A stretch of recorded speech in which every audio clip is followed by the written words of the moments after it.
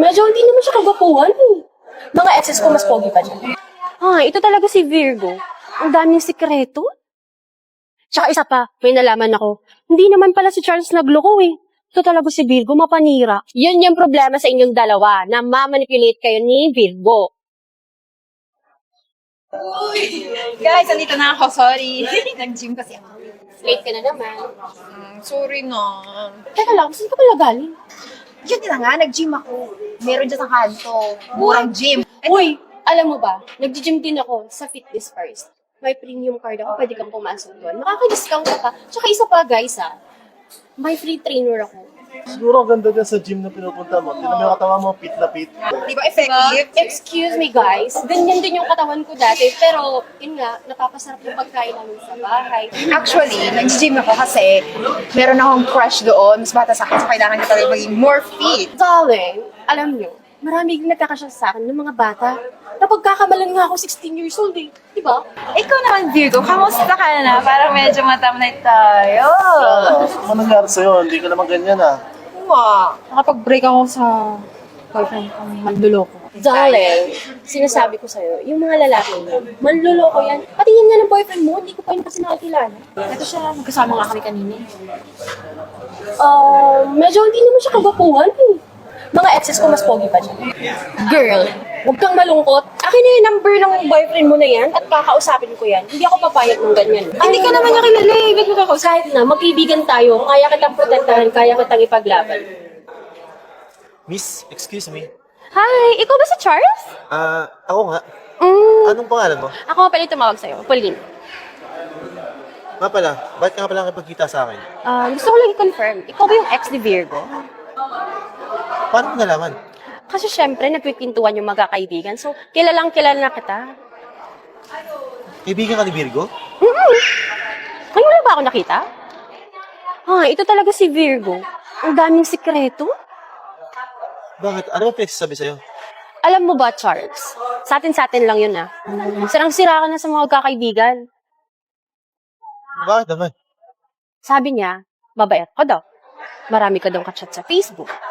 Tsaka, hindi naman siguro kasi ang bait mo, mukha kang anghel, ang pogi mo pa. Tsaka mukhang bata. Hindi mo deserving si Virgo, alam mo ba yun? Wala naman siyang proof dun eh. Kaya nga, nagtataka nga ako eh. Di ko ba sa Virgo yun? Parang siya nga yung naglolo ko eh. Totoo ba?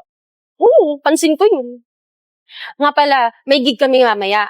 Invite kita, tawagan kita mamaya. Parang din naman makita mo si Virgo, tsaka ma-proof mo, no, na siguro siya yung may mali, hindi ikaw. Malandi talaga yun eh. Hindi mo lang alam. Ay, pamala.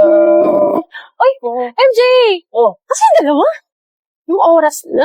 may binili lang daw saglit si Virgo. Sabay na daw sila ni Eden. Alam mo, naiirita na talaga ako dun kay Virgo Lagi na lang siyang late. Tapos dinala niya pa si Eden? Hihintayin niya daw. Sabay na sila papunta dito. Yun yung problema sa inyong dalawa, na ma-manipulate kayo ni Virgo. Namamanipulate. Yung sariling utak yun. Yung dapat ewan ko sa'yo. Kasi, dapat, pag sinabing ganitong oras, yan siya lagi yung nakukos of delay. Laging nagti-TikTok. Laging nagla-live. Paalis na tayo, nagmi-makeup pa. Ano to? Hindi na maganda to. Hayaan mo na. Ito naman. Huy, Eden! Ano si Virgo? Ba't ba?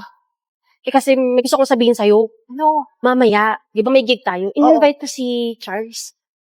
Tsaka isa pa, may nalaman ako. Hindi naman pala si Charles nagloko eh. Ito talaga si Virgo, mapanira. Sinasabi si Charles.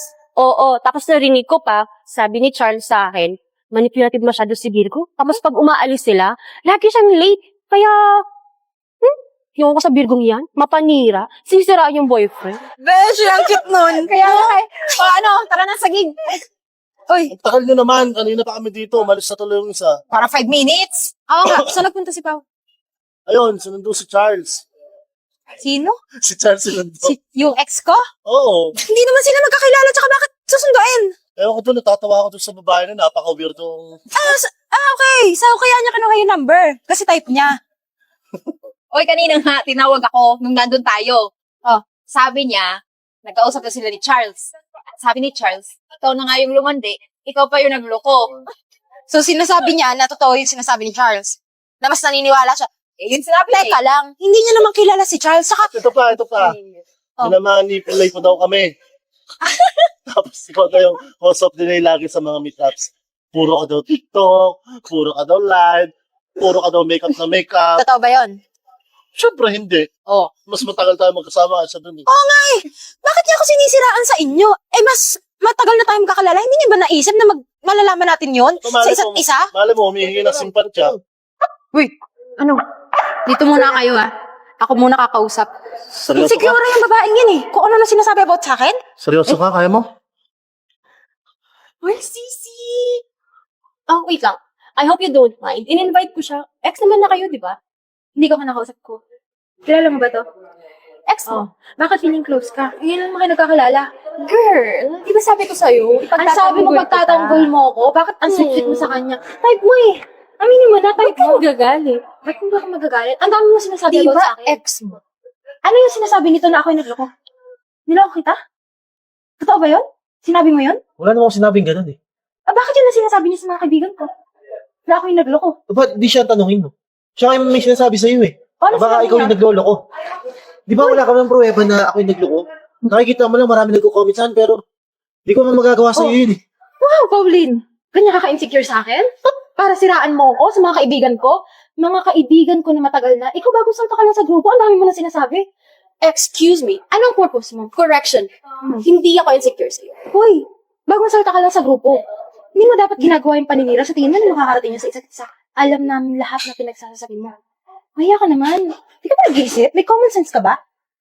Ano, Charles? Maniniwala ka sa ganyang klaseng tao? Ako pa yung manipulative talaga, ha? Ako pa talaga. Naniniwala ka saan? Siyempre, hindi. Bakit sumama ka? Eh, alam ko nandun ka eh. See? Sumama siya kasi alam mo nandun ako. Hindi ka na type. Huwag kang pilingera. Tara na. Yung wala yung friendship yun, no? Hindi kayo po wala. Taka sumakot ka. Asan sila Virgo? Kaya nga. Kaya umalis na. Ang bilis. Bakit ang ugali, di ba? Tapos isa pa. Isa pinipitch. Opo. Wala ka na maluloko dito, Pauline. Alam na namin yung ugali mo. Tinitira mo kami patalikod, sisiraan mo kami sa bawat isa. Mas kilala namin ang bawat sarili namin kaysa sa'yo. Di ba? Totoo. Bago mo, kung ano nang pinagsasabi mo sa amin. Ewan ko dito sa taong to, at isa pa ito, tandaan mo ha. Wala kang magiging kaibigan kung ganyan ang ugali mo. Masyado kang mataas. Masyado mataas ang tingin mo sa sarili mo. Hindi ka nagpapatalo. Bida-bida ka masyado. Hindi ka na. Bye!